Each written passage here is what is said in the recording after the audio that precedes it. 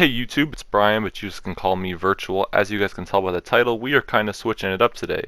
And yes, I'm late on The Last of Us Part 2 stuff, but this video isn't about that. And I'm lazy. I put up a short video and then skipped Saturday. I'm actually working on a new upload schedule involving doing a longer video and then a shorter one, but that'll come another time.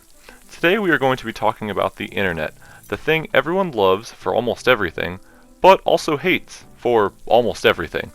Mainly the way it changes things for the worse sometimes. The thing it's had a huge effect on recently is my favorite game studio of all time, Naughty Dog. They're my favorite in the sense that I've played every game they've put out since Crash, and I love all of them. Oh, and there will also be no spoilers for The Last of Us Part 2 in this video, so let's get started. Recently, The Last of Us Part 2 leaked, well, to some extent, and to the hacker man that got the game spoiled for me and many others, you kinda suck, buddy. Not only did you get the game slightly brought down in some people's eyes and completely destroyed it for some, but I'm sure the internet babies will come around.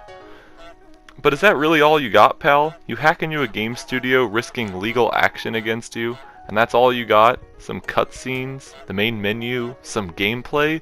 Not to mention it wasn't even as much as people said. If this guy was a pro, he probably would have gotten way more. But what do I know about hacking? Nothing, actually. But you are trash, and double trash for getting it spoiled for me. Did you see my last video?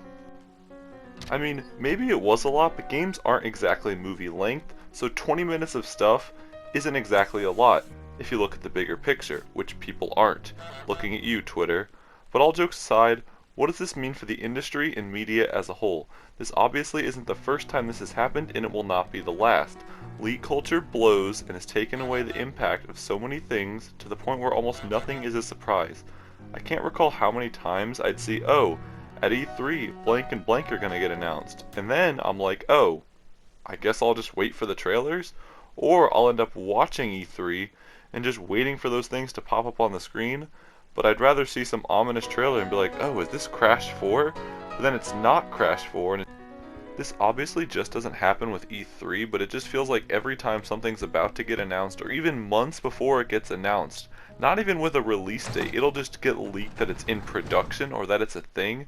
And while certain things are a given, like a Call of Duty every year or an Assassin's Creed every 2 years, it just seems like every time it never gets announced on its own. It's always like, oh, the new Call of Duty is about Vietnam. And then a week later, a trailer drops and it happens to be about Vietnam, and no one's surprised because we already knew about it somehow in advance. I'm sure this is all stuff that's been said before, and there's no way we could ever stop leaks, which is a downside to being on the internet. The day The Last of Us Part 2 leaked, I accidentally got part of it spoiled, and I was just doing my regular online gaming news check, and that's ridiculous. I got this just a few hours after it came out, and it's great info can travel that fast, but not when it's about leaks for movies, games, or even albums. My favorite band put out an album in 2018, and it leaked shortly before release, and I had to avoid hearing about it, and here we are in 2020, and another artist I love is putting out an album on May 8th, which by the time this video goes up, it will be out, and it leaked weeks in advance.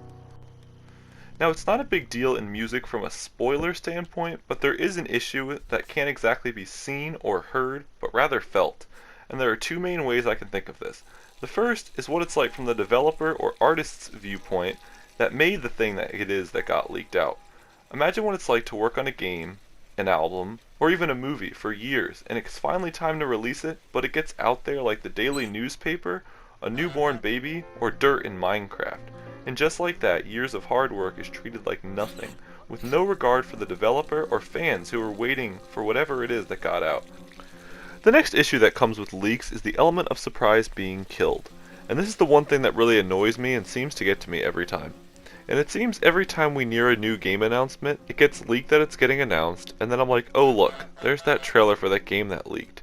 And I'm still totally excited when I watch it, but already knowing it's coming or what the game is about takes away some of the impact it would have had if we hadn't heard about it earlier. This especially ruins live events when games are supposed to be announced. Since we know what's coming, there's never any guessing as if that very ominous trailer being shown is Crash 4 or not, because we already know what games are going to be announced. It seems to happen with everything nowadays. I remember when Rise of Skywalker leaked and I had to avoid getting it spoiled, which is sad because I can't go on the internet and discuss the movie or be excited for it because there will be spoilers there. It's the same thing with The Last of Us right now. You can't go any place online where people comment on The Last of Us without risk of getting it spoiled, and it's pretty much all over the internet, even on topics and articles that don't involve The Last of Us, and the game is still over a month away. So as someone who has seen all of the leaked cutscenes and gameplay, has my opinion on The Last of Us Part 2 changed? I'll give a very straightforward answer by saying no. I'm still very excited to play this game, and I will definitely be picking it up day one, forming my own opinions. The leaks definitely suck and will take away some of the impact of certain events that are going to take place in the game, just as any leak would, but the leaks are missing one very important thing, and that's context. However, for some people this won't matter and sales are definitely going to be affected, but I personally believe the game will still sell and people are definitely going to still enjoy it.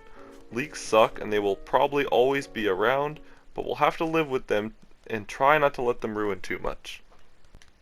Alright guys, that is going to be the video. If you guys enjoyed it, please hit the like button, comment your thoughts, and sub for more.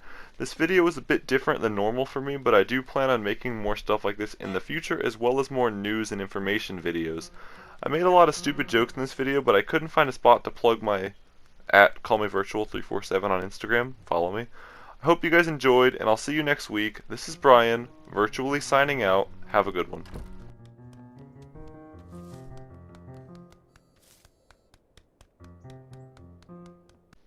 Hey guys, this is edit virtual. I just wanted to take a quick second to say, damn you, Goose, let me talk.